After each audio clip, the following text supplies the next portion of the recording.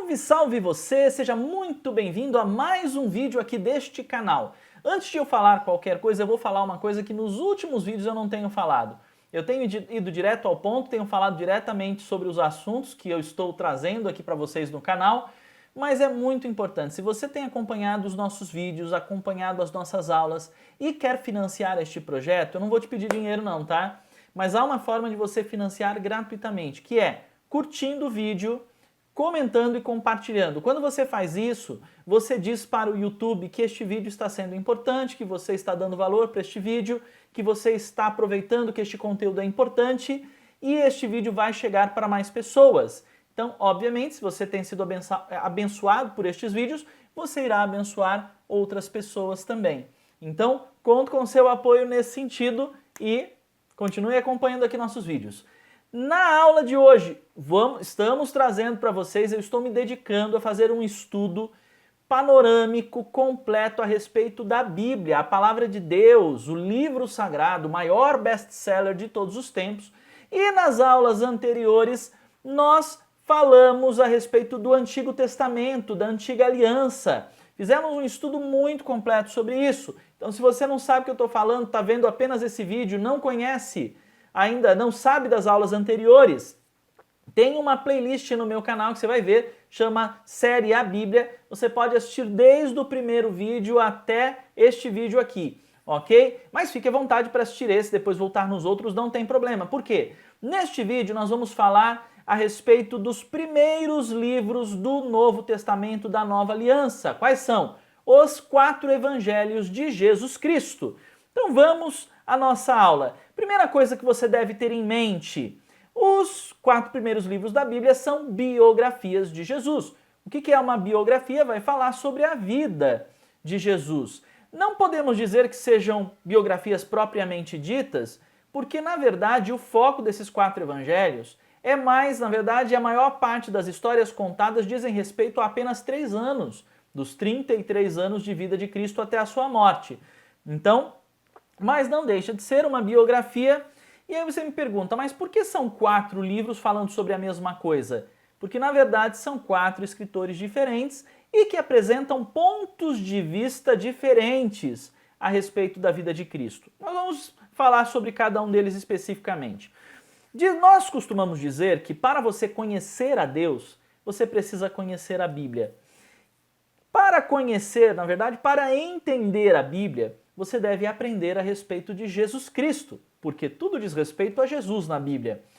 E para aprender a respeito de Jesus, o que você deve ler na Bíblia? Principalmente os evangelhos de Jesus Cristo. Então são 4 evangelhos. Começamos com Mateus, e olha, não falei que são pontos de vista diferentes? Já vou adiantar um pouco para vocês. Ponto de vista de Mateus, ele vai falar sobre Jesus, o Messias. Nós vamos depois para o segundo livro, que é Marcos, é o livro de Marcos, escrito por Marcos. O foco dele é falar sobre Jesus, o servo. O terceiro livro, terceiro evangelho, Lucas, ele vai apresentar para nós Jesus, o Filho do Homem. E o quarto evangelho, o evangelho segundo João, nós vamos ver Jesus, o Filho de Deus. Perspectivas diferentes, ok?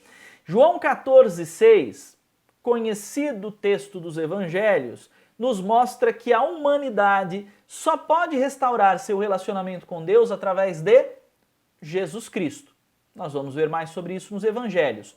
Evangelho, o termo evangelho vem do grego e quer dizer boas novas. E você tem nos evangelhos o registro do evento mais importante da história da humanidade. Que momento é esse, Fernando? Quando Deus visitou a Terra, veio em carne como homem e esteve entre nós. Leia lá João 14, versículo 9. E os evangelhos, eles são convites para quem não viu Jesus em carne, quem não viveu naquela época, esteve com Jesus, para que eles possam fazer uma escolha por aceitar a Jesus Cristo e aceitar que Jesus seja a ponte, o elo aí de ligação entre o homem e Deus. Esse relacionamento que foi perdido por causa do pecado lá atrás, você viu isso nos livros do Antigo Testamento, Jesus é a ligação, é aquele que nos leva de volta a Deus. Então você vai ver que os evangelhos eles têm um caráter persuasivo. Então a forma como eles são escritos é para nos convencer de algo. Eles, os evangelhos, te aproximarão de Deus. E essa é a melhor parte. Então não perca a melhor parte deste estudo, que é te colocar mais pertinho de Deus. Agora vamos fazer uma conexão aqui, ó, entre Antigo Testamento e Novo Testamento. Nós temos algumas informações a respeito disso, tá? Primeiro, no Antigo Testamento você tem a Bíblia falando a respeito de um Messias que viria, mas num contexto da nação do povo de Israel. No Novo Testamento você já vê o Messias aqui e o contexto de um homem. Na verdade, quem é o Messias? A apresentação do Messias, é Jesus Cristo. O Antigo Testamento você vê Deus preparando o cenário para a vinda do Messias. E é importante você entender que muitos impostores, falsos cristos, surgiram. E ainda existem até hoje, né? Mas imagina, já naquela época surgiram. Mas não era complicado para o povo naquela época detectar quem era fraude ou não. Por quê? Por causa da predição dos profetas, daquilo que os profetas profetizaram, como você viu na aula anterior a este vídeo. Então, entenda, foram mais de 40 profecias, e quem conhecia as profecias e colocava à prova os supostos messias que surgiam, cara, se era fraude, era identificado rapidamente.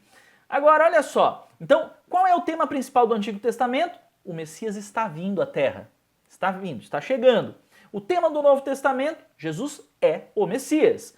O Antigo Testamento, ele oculta parcialmente a identidade do Messias, porque ele vai dando as profecias e não revela diretamente, é fulano de tal, que vai vir, tá? Então ele vai dando as profecias para serem identificadas depois. No Novo Testamento, o Novo Testamento revela integralmente Jesus como o Messias. O Antigo Testamento, ele mostra a necessidade de Jesus. Por que nós precisamos de Jesus? Por que a humanidade precisa de Jesus? Porque nós não conseguimos cumprir todas as exigências da lei de Deus. Nós não fomos capazes, o homem não foi capaz de cumprir, e é por isso que nós precisamos de Jesus. E o Novo Testamento nos mostra como nós podemos conhecer a Jesus Cristo e recebê-lo como nosso Senhor e Salvador. Agora deixa eu te posicionar na história, pode ser? Vamos lá, te posicionando na história. Em 63 a.C., Pompeu conquista a Palestina. Em 44 a.C., Júlio César é assassinado. Júlio César se autonomeou, na época, imperador, e ele é assassinado. É uma história muito conhecida, se você não conhece, dá uma pesquisada a respeito. 37 a.C., Herodes, que nós vemos na Bíblia, é nomeado o governador da Palestina. Em 31 a.C., Augusto César se torna imperador romano. Em 5, olha lá, só para você identificar aqui como é que funciona o calendário antes de Cristo e depois de Cristo. Jesus, na verdade, nasce em 5 antes de Cristo. Então aí Jesus nasce, 4 depois de Cristo, Herodes morre, 7 depois de Cristo, Jesus visita o templo quando ele ainda era menino, lembra desse episódio? Aos 12 anos. Em 14 depois de Cristo, Tibério se torna o imperador do Império Romano. Em 26 depois de Cristo, Jesus começa o seu ministério público quando ele completa 30 anos. Em 27 depois de Cristo, Jesus escolhe os seus 12 discípulos e aos 30 depois de Cristo, morte, ressurreição e Jesus ascende aos céus, conforme a história que muitos de vocês já conhecem. Dito isto, posicionamos vocês na história, vamos dar sequência. O que os evangelhos dizem a respeito da vida de Jesus? Primeira coisa, ele nasceu de uma virgem. Segunda coisa, ele realizou milagres. Então, se você já leu, você já sabe, ou a história de Jesus é bastante conhecida, então você sabe que ele realizou diversos milagres sobrenaturais. Ele curou doentes, acalmou tempestades, alimentou milhares de pessoas multiplicando o alimento. Ele ressuscitou dos mortos. Nos evangelhos conta 3 pessoas ele ressuscitou dos mortos, além dele próprio, que depois ressuscitou. Jesus declarou ser, ele mesmo declarou, eu sou o verdadeiro Messias, o que deixou todos os líderes religiosos daquele período em polvorosa, porque eles tinham medo de perder toda a influência que eles tinham sobre o povo naquela época. Quarto ponto aqui, que nós podemos identificar aí, que os evangelhos dizem a respeito da vida de Jesus. Ele foi um mestre com uma mensagem radical. Deus, ele não estava buscando regras, regulamentos. Antes, Deus busca o coração, ele deixa isso claro nos evangelhos. Os líderes, eles daquela época se orgulhavam de seguir as regras, de todo o esforço que eles faziam para cumprir as regras. E Jesus fala, mas eu estou olhando o seu coração. E o que eu quero saber, em primeiro lugar, antes de tudo, é o seu coração. E o coração deles não vinha bem. Eles não tinham verdadeiro relacionamento com Deus. Jesus, 5, que a gente vai ver dentro, a quinta coisa que a gente vai ver nos evangelhos, Jesus viveu e não pecou. Ele viveu toda a sua vida como ser humano e não pecou. 6, ele foi aclamado pelo povo como Messias, no episódio da entrada triunfal em Jerusalém. 7 ponto aqui, sétima questão aqui. Ele foi crucificado mesmo sendo inocente. 8º relato que nós vamos ver nos evangelhos. Jesus ressurgiu da morte após o 3º dia dentro da tumba morto. E nona informação que nós temos sobre Jesus nos evangelhos, ele retornou aos céus, é o que é chamado de ascensão, e muitas pessoas viram isso acontecer. Então houveram várias testemunhas que presenciaram isto. Agora olha só, Jesus veio nos trazer uma mensagem que mexe com a nossa mente e tenha certeza, mexeu muito com a mente do pessoal naquela época. Ele chega com uma mensagem que você vai poder ver lá em Mateus capítulo 5, versículo 44, dizendo que você tem que amar os seus inimigos. Olha só, radical, radical. Não é para você só amar quem você gosta, ame aquele que te odeia. Marcos capítulo 8, versículo 36, diz assim, ele tem aquela mensagem que ele diz, de que adianta ganhar o mundo e perder a sua alma? Olha só, ele está confrontando as pessoas em questões muito específicas e que balançou as pessoas na época, balançou a moral, os costumes e tudo naquela época. Camelo, lembra do episódio que fala lá que é mais fácil um camelo passar pelo buraco da agulha do que um rico entrar no céu? Isso está lá em Mateus capítulo 19, versículo 24. Olha que mensagem. Pessoal que buscava os bens materiais, buscavam as coisas materiais e deixavam isso subir ao coração, o amor ao dinheiro e aos seus bens. E Jesus falando, olha, é mais fácil o camelo passar pelo buraco, confrontando essa ambição exacerbada. Os últimos serão os primeiros. Isso é da Bíblia também, está lá em Mateus capítulo 20, versículo 16. Olha, ele diz assim, bem-aventurado aqueles, que ele fala assim, ó, vocês estão vendo, muitos aqui estão vendo, conheceram o Messias carne a carne, né, frente a frente, muitos estão testemunhando isso e estão crendo em mim, mas muito mais bem-aventurados são aqueles que não me viram, não me conheceram aqui em carne, não viram os meus milagres aqui e eu em carne e osso, e eles creram. Olha só, eles estavam falando de nós. Eu sou um crente em Jesus Cristo, ele estava falando de mim. Bem-aventurado você que não me viu aqui na terra quando eu vim, você é de outro período, mas você creu. Se você crer também, bem-aventurado você. Olha só, você vê isso lá em João capítulo 20, versículo 29. Você sabe que nos evangelhos você vai ver tanto Jesus sendo apresentado como Deus, como Jesus também como homem. Então, a Bíblia deixa claro, e os evangelhos deixam claro, que Jesus era 100% homem e 100% Deus. Isso, os teóricos, os estudiosos da Bíblia, chamam isso de união hipostática. Então, guarda, isso é curiosidade para você guardar aí, e para você poder usar isso de repente numa reunião, mostrar se estou conhecendo da palavra, da teologia, etc. Pode dizer assim, união hipostática. É quando, né, essa questão de Jesus totalmente homem, totalmente Deus. Agora, vamos, antes de eu falar sobre cada evangelho, eu quero primeiro falar a respeito de algo importantíssimo que é relatado aqui. Jesus, quando começa a exercer o ministério dele, ele escolhe 12 homens para acompanhá-lo durante esse período de ministério.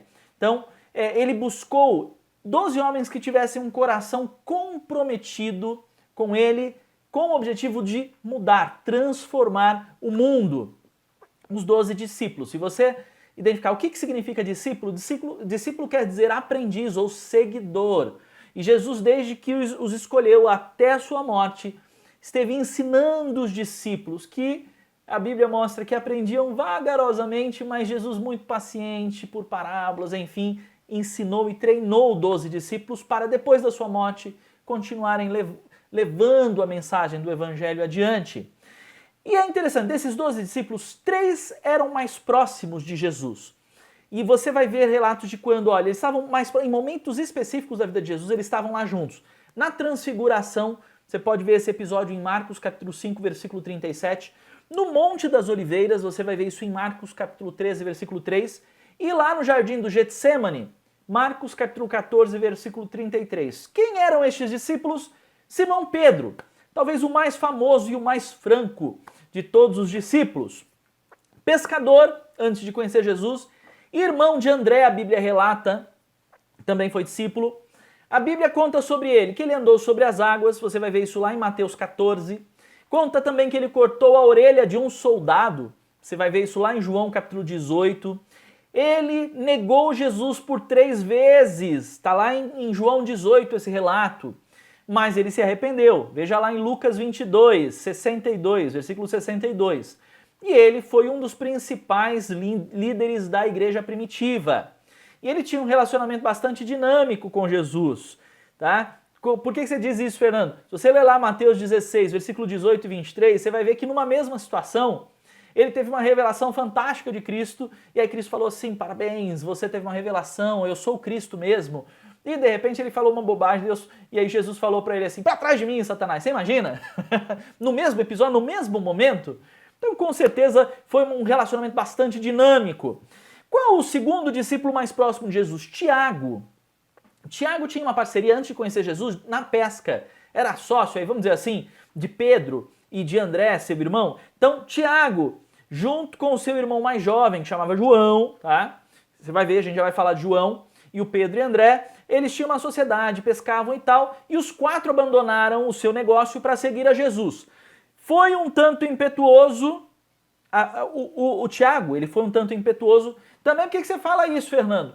Porque, olha só que curioso, se você vai lá em Lucas, capítulo 9, versículos 51 a 56, você vai ver um episódio em que ele fala assim que o desejo dele era que viesse do fogo do céu para destruir uma vila de samaritanos que haviam rejeitado Jesus.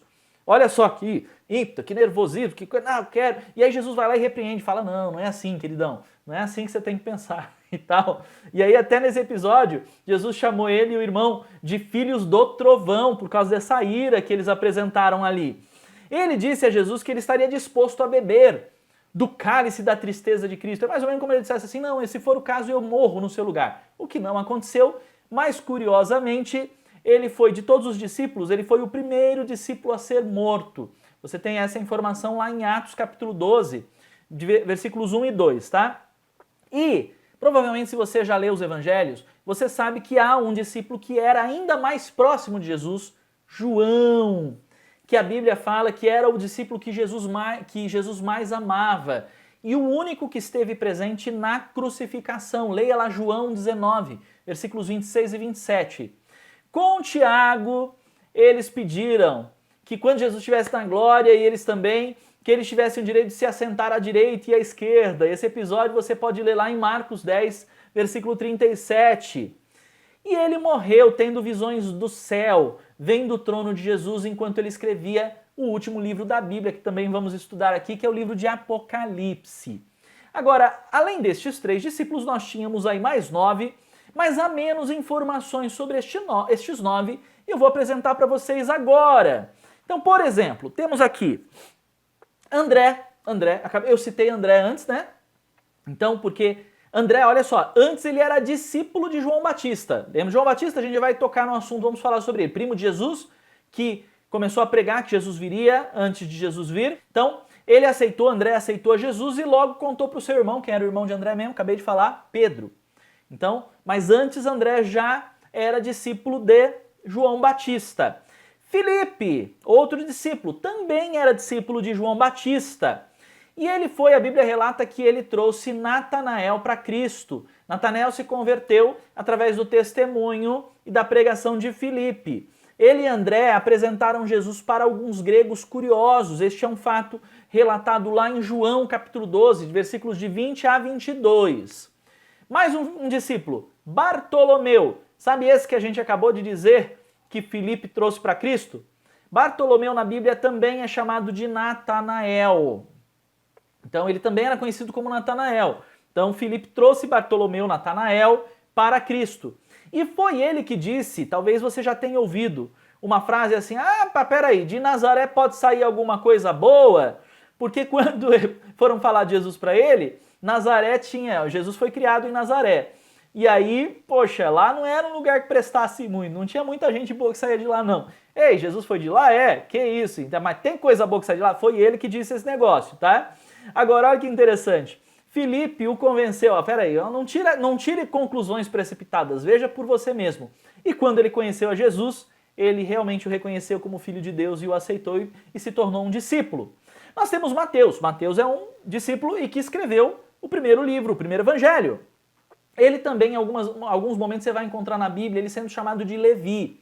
Ele era coletor de impostos e por isso era desprezado, porque na época era coletor de impostos, primeiro que era mal visto por todo mundo, segundo, geralmente esses caras eram corruptos, então ele era desprezado. Ele deixou essa profissão para seguir Jesus, que era uma profissão lucrativa, enfim. E ele ficou tão impressionado com Cristo, foi tão impactante para ele, que a Bíblia relata que ele deu um grande banquete, chamou publicano, outros amigos de profissão e tal, e um monte de gente para conhecer Jesus. E aí isso até foi um motivo para muita gente falar mal de Jesus, porque Jesus participou desse jantar, e aí muita gente falou assim, mas Jesus não pode ser o Messias, ele se mistura com a escória, com essa gentalha. Você leia lá depois, Lucas 5, versículo 31. E Jesus fala assim, quando dizem isso dele, ele fala assim, olha, os sãos não precisam de médico, então eu vim aqui para os que estão enfermos e os que precisam de mim de verdade. Ok. Tomé muita gente conhece, Tomé é aquele que não teve fé, não é? Ele é famoso porque ele foi cético. Você pode ver aí, João 20, 25, ele não acreditou que Jesus tinha ressuscitado. Só acredito se eu tocar, se eu ver aqui, se eu tocar as feridas dele. E aí quando Jesus aparece para ele, Jesus fala aqui, Tomé, você não acreditou? Toca aqui para você ver nas minhas feridas. E aí ele fala, Senhor e tal, acredito. Tá? Você vê isso lá em João 20, versículo 28. Nós tivemos também um discípulo chamado Tiago, mas tudo que nós sabemos sobre esse discípulo, a Bíblia relata apenas que ele era filho de Alfeu. Não tem mais nada sobre que a gente possa saber sobre ele. Tadeu, mesma coisa. Também sabemos que temos um Judas Tadeu, quer dizer, era alguém que era chamado também de Judas, mas não era o Iscariotes, não era aquele que traiu, eu vou falar agora, tá? Então era Tadeu, Judas, mas também não tem muita informação sobre ele. Tivemos o Simão, o Zelote, que também foi um discípulo, e o que a Bíblia fala sobre ele é que ele era um político e era muito patriota, só isso. E aí nós temos o Judas Iscariotes, o 12º discípulo aqui na minha lista, na minha sequência. E é o mais infame, quer dizer, infame é o mais... Cara, todo mundo odeia, todo mundo fala mal do Judas, né? Por quê? Porque Judas realmente era complicado. Se você ler lá em João 6, versículo 70... diz lá que, bem antes do ato da traição e tal, ele já tinha se entregado a Satanás, ele já estava ali no meio mais corrupto e já sendo influenciado por espíritos malignos e pelo próprio Satanás. Jesus sabia o que estava fazendo quando trouxe Judas para junto. Alguém precisaria entregá-lo. E a Bíblia fala que o próprio Satanás entrou nele quando ele partiu da ceia, lembra da Santa Ceia? Você vê isso em João 13, versículo 27. E aí tem o episódio em que ele realmente traz Jesus em troca de 30 moedas de prata, depois ele fica arrependido disso tudo, fala, não devia ter feito isso e tal, e vai e se enforca numa árvore. Ok? Essa é a informação a respeito de Judas Iscariotes, que também foi discípulo de Cristo. A Bíblia ainda fala de Matias. Quem foi Matias? Matias foi um discípulo que, na verdade, a Bíblia também não vai falar muita coisa sobre ele, mas ele foi escolhido até num lance de moeda, né? O pessoal lançou a sorte para saber quem iria substituir Judas, que havia traído Jesus e havia se enforcado. E Matias, a sorte caiu para Matias, Matias acabou assumindo este papel, assumindo porque você não vê ele fazendo muitas coisas e muita gente acredita que o 12º discípulo de Cristo foi escolhido pelo próprio Jesus quando se apresentou para Paulo, o apóstolo Paulo, antes Saulo. Ok? Por que 12? Por que 12? Por que 12 discípulos, Fernando? E aí um mistério em relação a isso, mas Curiosamente, se você for ver aí na linha de treinamento, na área de administração, hoje, nos tempos atuais, muitos especialistas vão dizer que 12 é o número ideal para o treinamento. Você quer treinar alguém e tal, 12 é o número ideal para treinar pessoas. Ok, é uma visão, mas se você estudar dentro da própria Bíblia, há vários episódios em que o número 12 aparece e nós podemos identificar que o número 12 dentro da Bíblia pode ter um significado de poder e autoridade de governo. Governo espiritual, governo dos filhos de Deus, organização para governar, enfim. É um mistério, mas é um dado interessante, uma curiosidade, e eu te desafio a buscar mais a respeito disso, ok? Há muito mais para a gente aprender na Bíblia e há muitos códigos e mistérios que o próprio Espírito Santo quer nos revelar à medida que estudarmos a palavra de Deus.